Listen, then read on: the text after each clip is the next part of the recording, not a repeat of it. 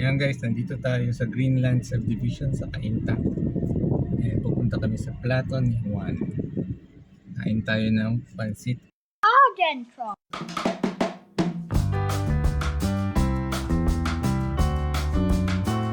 Ayan guys, nandito tayo. Kasama natin ang may-ari na Hello po.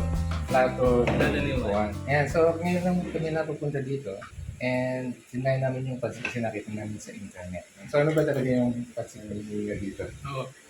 Authentic po yung pancit namin dito dahil yung noodles are homemade.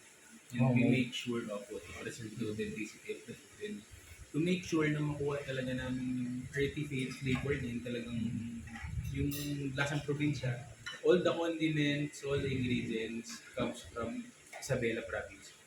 So lahat ng soy sauce namin, lahat ng vinegar, lahat po yun para makuha namin. Tapos pinaserve pa rin namin yung recipe niya na yung toppings niya na karahay pa rin. Kasi mga iba ngayon nalagay na sila kung ano-ano. Ako, I stick with the old-fashioned na style of cooking.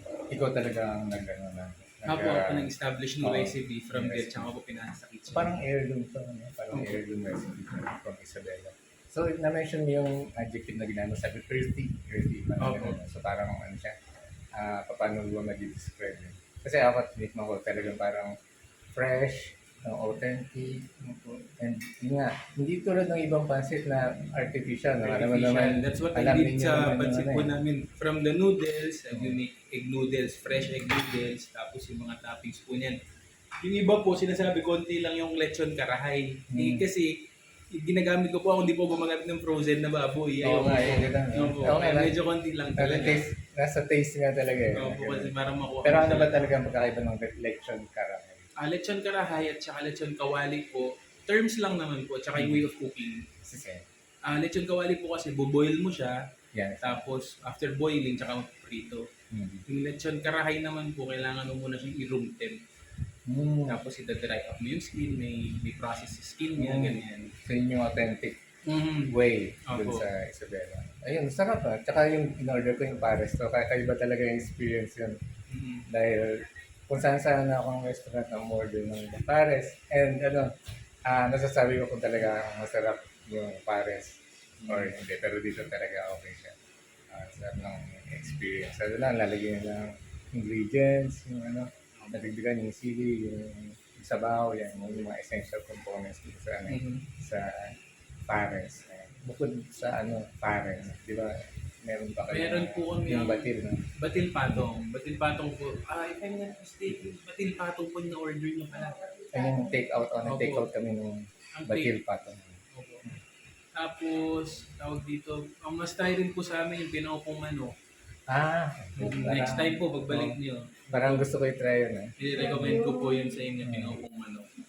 Sa pagluto namin doon, ganun pa rin, old style. Ano yung meal yun? Po? Kasi ako manok, meal. Meal na po siya. Meron na po siyang rice, meron siyang saba, ganyan po. Masarap po yun eh, sobrang tender. Hindi tayo mag-take out today. Hindi ko tayo kasi Iba. pwede rin naman. So, ito lang yung branch niya, totoo ba? Opo, hoping na mag-expand late this year. Parang siya, parang home established business. Opo, ganun lang rin ito talaga eh. Kasi, kaya pansin nyo, bugbog mo sa Facebook yung ads eh. Kasi ang mindset ko, instead na mag-rent ako sa labas, yung pang-rent ko, bayad ko na lang sa ads. Maraming taong nakatutok sa cellphone. Kailan pa ba ito? Established po kami 2021, December.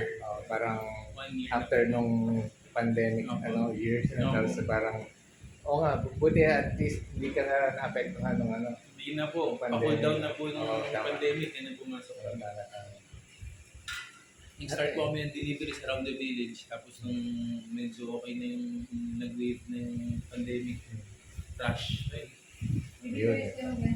Deliveries po outside the village via Lala Move. Inside the village may in-house. May outside. Napit lang naman tayo. Via Lala Move po.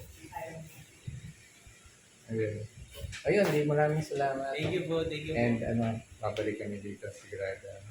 Kayo, kung di pa kayo napunta dito, punta kayo dito. Plato Ni Juan sa Greenland dito sa Cainta. Dahil nakakalimutan na. Ayun na ba? Ayun, green tea. Nakalimutan mo sa sarap, sir. Oo nga eh. Ganun eh. Sige. Thank you. Bye-bye. Again po.